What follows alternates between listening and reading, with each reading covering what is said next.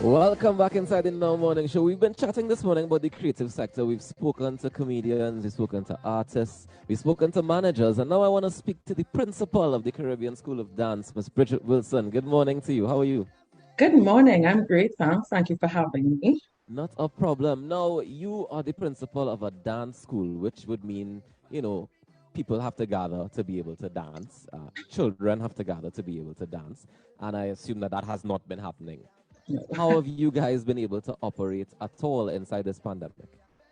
So obviously, when everything basically shut down March 2020, we were affected. We actually had international exams scheduled for that same weekend. Oh, wow. So we were very, very lucky to be one of the only schools in the country that was able to complete all their scheduled exams without any problem. And then we really just had to figure out, okay, well, how are we going to do this? Because obviously with dance, we have certain types of floors that we use to keep the dancers safe and whatnot. And Mm-hmm. we're now at home and we don't know the space, we don't know what people are using. So we have been able to continue dancing via our CSD online and CSD Plus program, Mm-hmm. where all our students have been able to log into our Zoom and dance with different styles of dance. We've had to adjust tremendously to be able to function because we have to consider, as I said, with the different types of flooring, how can that affect the dancer's body? We don't Right. want to put the dancers in danger. We don't want to give them things that there's nobody at home to oversee that these things are being executed in such a way to avoid injury. So it's, yeah, go ahead. Yeah, no, I just curious as to if you think that the dancers, I mean, you guys take very careful precautions to make sure that your dancers stay safe and that kind of stuff, and that's really excellent. Do you feel like the sector respects the contributions of dancers? No.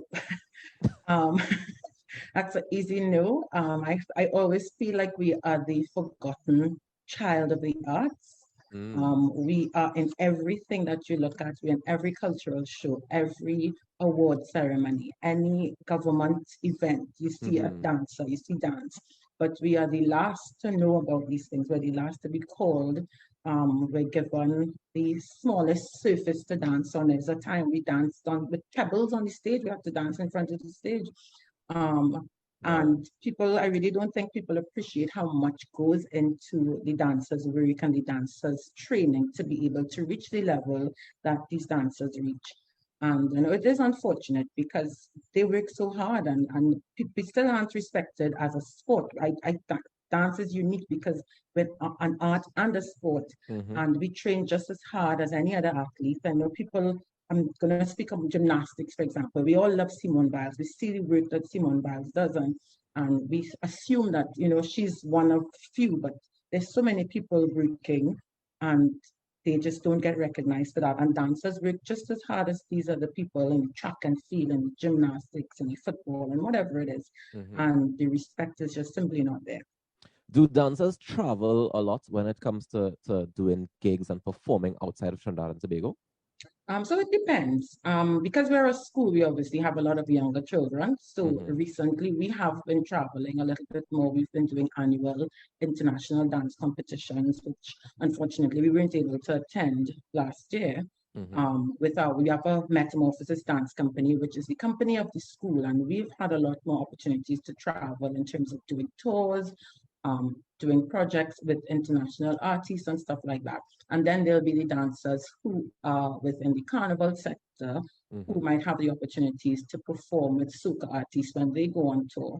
And then there is the opportunity for dancers to get like smaller jobs with companies or big companies and do a lot of work individually where a dancer really has to take responsibility for themselves. So me as a dancer, I might choose every July and August when I'm having a down period in Trinidad to go away Mm-hmm. to train extra, but to try to find different jobs, choreographing jobs, dancing jobs.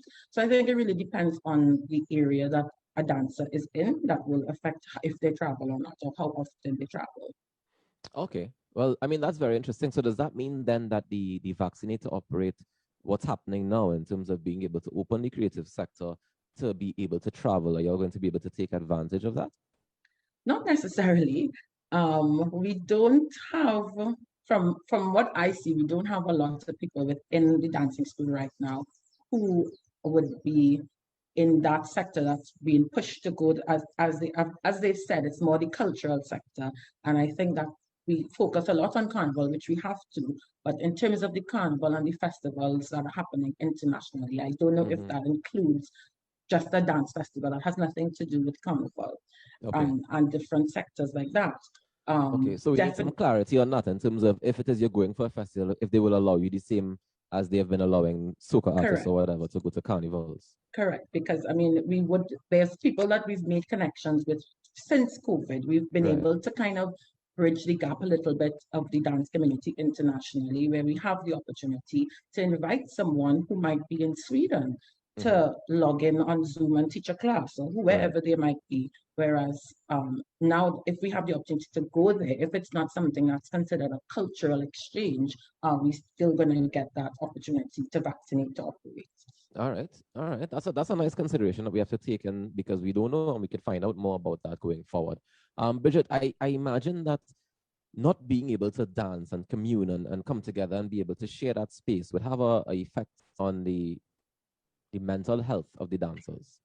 How are you treating with that as the principal of the Caribbean School of Dance? I think it's had an effect on not just the dancers, but everybody who survives off of this art, I would say.